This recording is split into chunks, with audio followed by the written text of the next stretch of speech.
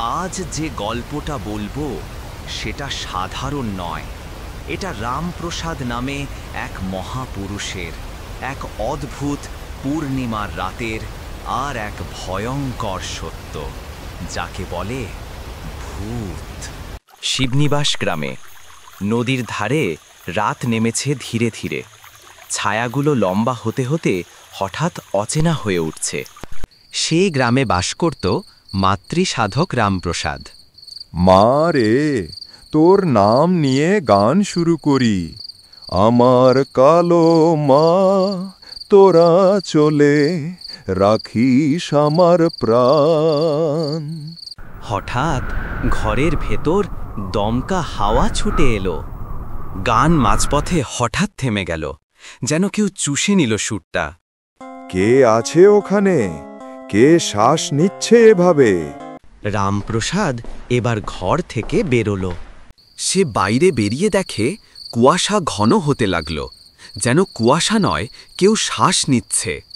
তারপর একটা অচেনা কণ্ঠ শোনা গেল। ভয় পাস না রামপ্রসাদ। কে কে তুই? এক বিশাল অবয়ব তৈরি হলো কুয়াশার ভিতর। আস্তে আস্তে দেখা দিল এক কঙ্কাল।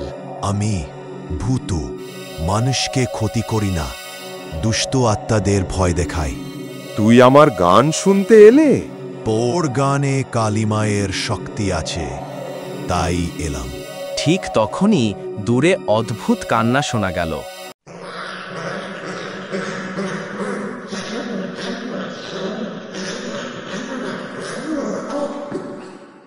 গ্রামবাসীদের দূর থেকে চিৎকার শোনা যাচ্ছে।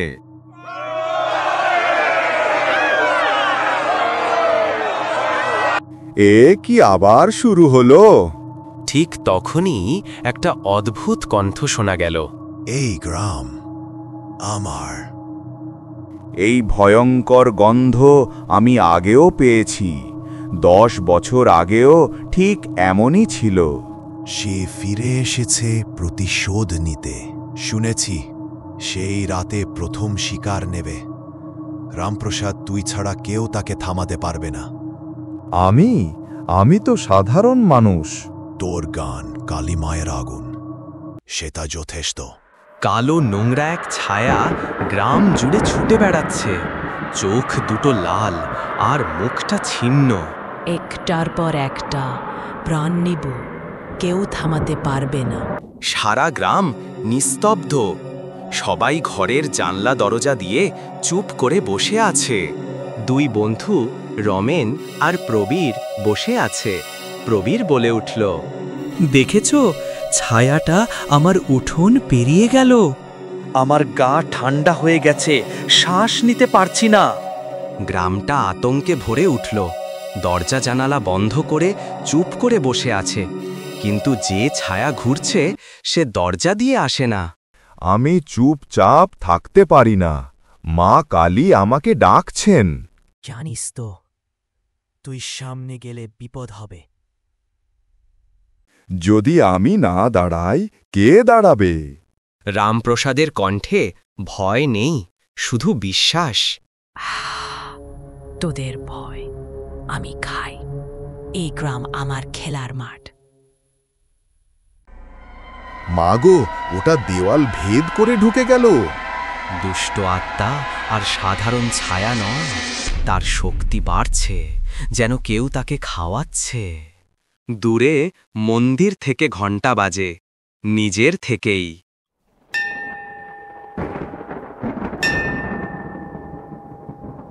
ঘণ্টা? এই সময়ে কে বাজালো? কেউ নয়, স্বয়ং মায়ের ইঙ্গিত। যখন মন্দির নিজে থেকে সাড়া দেয়, তার মানে যুদ্ধ নিশ্চিত। আমি গঙ্গার ধারে গিয়ে মায়ের আরাধনা করি, দেখা যাক কি হয়। তারপর সে রওনা হল গঙ্গার পারে যাবার জন্য। রামপ্রসাদ এসে পৌঁছাল গঙ্গার পারে। একটি গাছের নিচে মায়ের মূর্তির সামনে সে দাঁড়িয়ে আছে। হে মহাশক্তি, আধার ভেদ করো।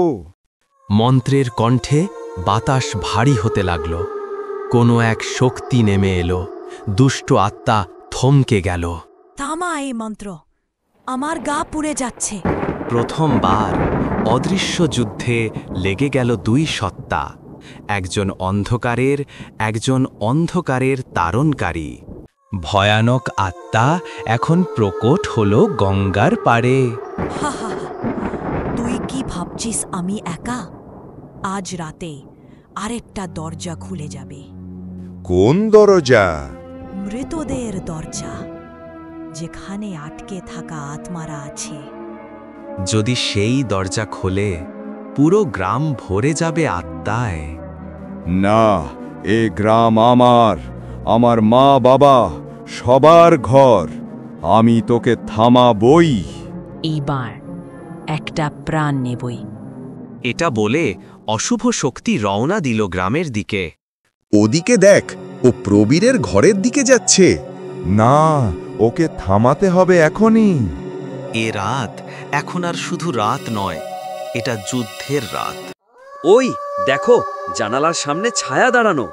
এই ছেলেটাই হবে আমার প্রথম শিকার। ঠিক তখনই সেখানে রামপ্রসাদ এসে পৌঁছায়।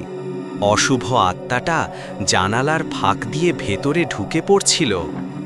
ঠিক তখনই সেখানে ভূতু উপস্থিত হয়। তুই কাউকে ছুঁতে পারবি না। ছেলেটা কান্না থামিয়ে রামপ্রসাদের দিকে তাকালো, যেন সে জানে তাকে বাঁচাতে কে এসেছে। বহুত হয়েছে। তোমাদের গ্রাম, তোমাদের আলো, তোমাদের দেবতা, কেউ আমাকে থামাতে পারবে না। অশুভ আত্মাকে খুঁজতে খুঁজতে রামপ্রসাদ একটি পরিত্যক্ত বাড়ির সামনে পৌঁছায়। অন্ধকার যেন জীবন্ত হয়ে উঠছে। কুয়াশা লালচে রং নিতে শুরু করল।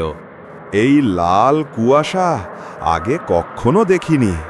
এটাই রক্ত কুয়াশা, দুষ্ট আত্মার সবচেয়ে ভয়ঙ্কর জাদু। হঠাৎ প্রকট হল অশুভ আত্মা। হা হা হা, এখন আসল খেলা দেখ। গ্রাম যেন রক্তের ধোঁয়ায় ঢেকে গেল।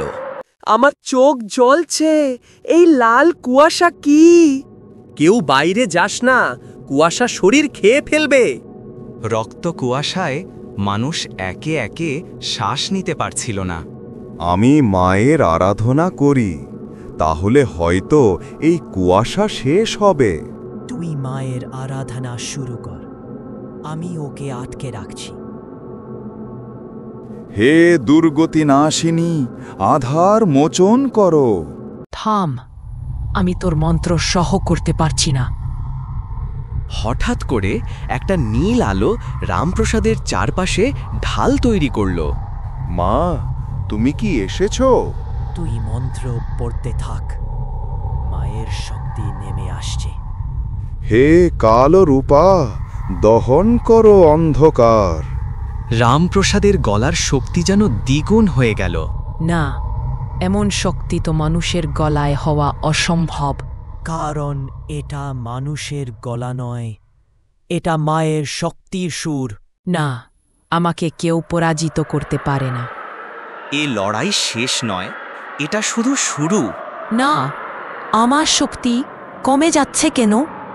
হে মহাকালী, রক্ষা করো। অন্ধকারের মধ্যে দুষ্ট আত্মার শরীর ফেটে ফেটে লাল আগুন বের হচ্ছিল। আমি ছায়া হয় আবার জন্ম নেব, তোরা আমাকে আটকে রাখতে পারবি না। ওকে, পালাতে দিও না।